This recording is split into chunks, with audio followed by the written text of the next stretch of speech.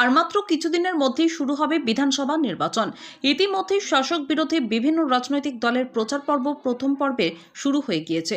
নির্বাচন commission SR এর কাজ করছে। তারপরে নির্দিষ্ট ভোটার তালিকা প্রকাশের পরই 2026 সালের বিধানসভা ভোটের দিনক্ষণ ঘোষণা হয়ে যাবে। তবে তার অনেকটা সময় আগেই শাসক বিরোধী রাজনৈতিক দলের তরফ থেকে শুরু হয়ে গিয়েছে প্রচার।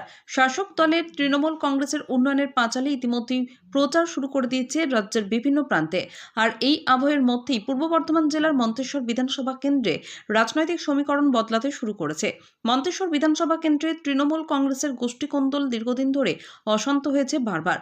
মন্তেশ্বর বিধানসভায় বর্তমান বিধায়ক তথা রাজ্যের গ্রন্থাগার মন্ত্রী সিদ্দিকুল্লাহ চৌধুরীর সঙ্গে মতান্তর রয়েছে মন্তেশ্বর পঞ্চায়েত সমিতির সভাপতি আহমেদ হোসেন শেখের।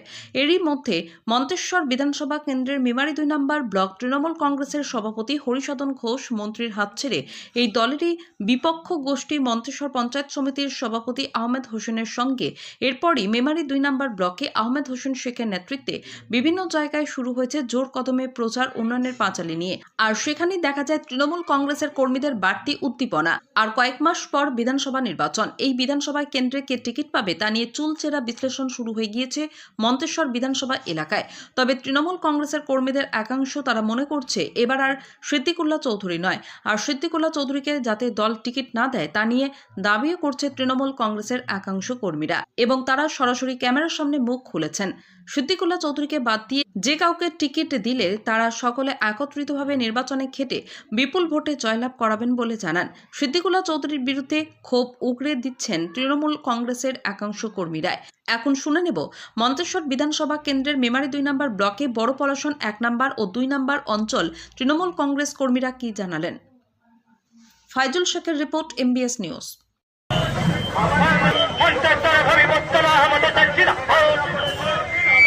আমাদের বড়পলাশন গ্রামে মমতা ব্যানার্জি মামাটি মানুষের সরকারের যে 15 বছরের উন্নয়ন, সেই উন্নয়নের খতিয়ান আজকে মানুষের দুয়ারে দুয়ারে পৌঁছে দেওয়ার জন্য উন্নয়নের পাঁচালী নিয়ে আমরা প্রচারে বেরিয়েছি। কে কে হাজির ছিলেন?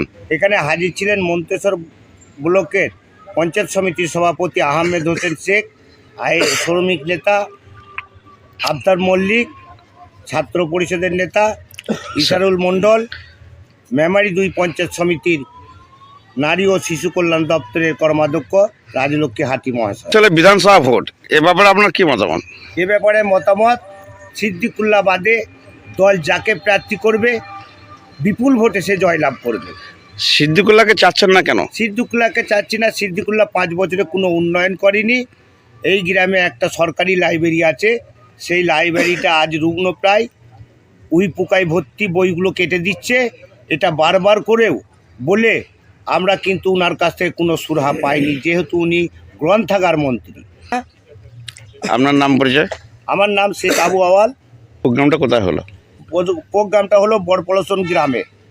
আচ্ছা, আজকে এই উন্নয়নের পাঁচালী নিয়ে বড়পলাশন এলাকায় তো বিশাল মানুষের সমাগম দেখতে পাচ্ছি এবং মানুষের ঢল পড়ে গেছে। তা এই 26শে বিধানসভা নির্বাচন আপনার প্রার্থী হিসেবে কাকে দেখতে যাচ্ছেন? এই মেমারি মন্তেশ্বর বিধানসভায় সিদ্দিকুল্লাহ বাদে যে কেউ প্রার্থী হলে আমরা তাকে প্রাণ ভরে বিপুল ভোটে জয়যুক্ত করে আমরা তাকে পাঠাবো বিধানসভায়। আচ্ছা, সিদ্দিকুল্লাহকে কেন পছন্দ করছেন না? উনি এই এলাকায় আসেন না, আমাদের খোঁজ খবর নেন না। রাস্তাঘাট প্লাস একটা গ্রন্থাগার আছে, উনি কিছুই আসেন, কোনোদিনই আসেন না, আমাদের খোঁজ খবরই নেয় না। আমরা দীর্ঘদিন ধরে তৃণমূল করছি, আমাদের এই এলাকাতে উনি আসেনই না। আপনার নাম? আমার নাম শেখ মুন্না, আমার বাড়ি বড়পলাশন 2 নম্বর অঞ্চলের মির্জাপুর গ্রামে।